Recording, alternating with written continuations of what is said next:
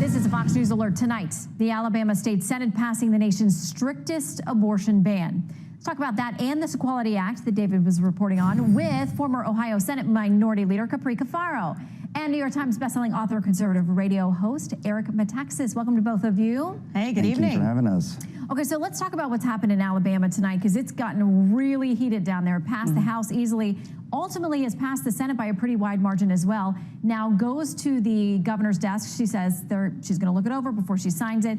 Capri, it essentially shuts down abortion in the state of Alabama, and they're not hiding the fact that they actually want this to be a test case. Right. They hope gets to the Supreme Court on Roe v. Wade. A number of things. First off, you talked about how wide the margin was. We have to remember and put this in context. The Alabama State Senate is 28 Republicans, or 27 Republicans to 8 Democrats. This passed 26-7. So somebody somewhere didn't vote or wasn't there. So this passed basically around party lines. The other thing that I would say about this is two things. One being that the content of this bill is well outside of the mainstream, in my opinion, with no exceptions for rape and incest, and basically banning abortion at any stage of gestation is really outside of the bounds. Now, this is not the only state that is doing this kind of thing, although it is the most extreme with a 99-year sentence. We see places like my home state, Ohio, doing similar things, as well as Georgia. And I think this is a great example, and I can say this as a former state senator. This is an example of how a national issue is being basically taken on in a state-by-state approach, which is happening. Let me bring Eric in here, because Eric, that's what we've seen. In a number of states have gone the other direction. They have relaxed any regulation or different restrictions on abortion. So we're seeing the states tackle this, some going further right, some going further left on this. That's exactly what's supposed to happen. That's why Roe v. Wade is an abomination. It is not itself constitutional. For the people of Alabama to be told by federal legislators, shut up, we don't care what you think, we don't care who's in your legislature, we're going to tell you what your laws are. And they said no. The people of Alabama have spoken. And the beauty of this, first of all, I'm thrilled this happened, but for many reasons. Because as an American, this needs to go to the Supreme Court, and people in America need to argue, is this a human life? If it turns out that this is a human life, can't we all agree that it's wrong to take that life? We have to have that conversation. The abortion activists have said we don't want to have that conversation. You're on the wrong side of history. Shut up, shut up, shut up.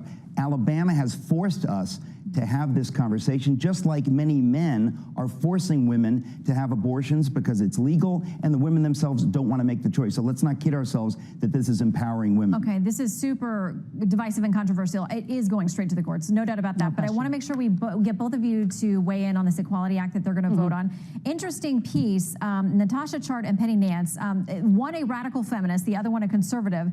They write together about this and say, listen, we're speaking about this together and saying this is going to be terrible. Men and boys are going to take away women's small business grants, hard-won spots on sports teams. They'll be allowed to live in women's domestic violence shelters, use our locker rooms.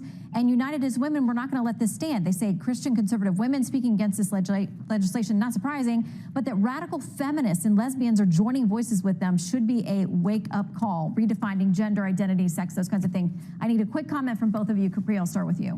Well, first off, I mean, I think we need to recognize, number one, this law is silent on things like what happens to minors, so let's put that aside. I also want to be totally transparent in saying that I did co-sponsor similar legislation to protect the LGBT community in Ohio for housing and employment discrimination. But here's the thing. Number one, this isn't going to pass. Number two, there are 28 amendments, or it will pass the House, it will not become law. 28 amendments that are presented by Republicans. If you want to deal with the issue in regards to the religious exemptions or the religious challenges, let's actually go through regular order. Let's hear those amendments. Let's actually have the legislative process occur.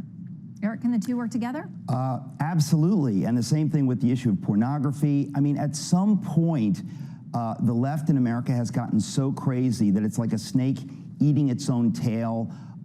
You have people, even like Joe Biden, unable to stand up to the madness of laws like this that are telling women, that you have to compete in high school against huge men that are deluded into thinking that they're women, and we're not going to protect you. We're going to do nothing for you.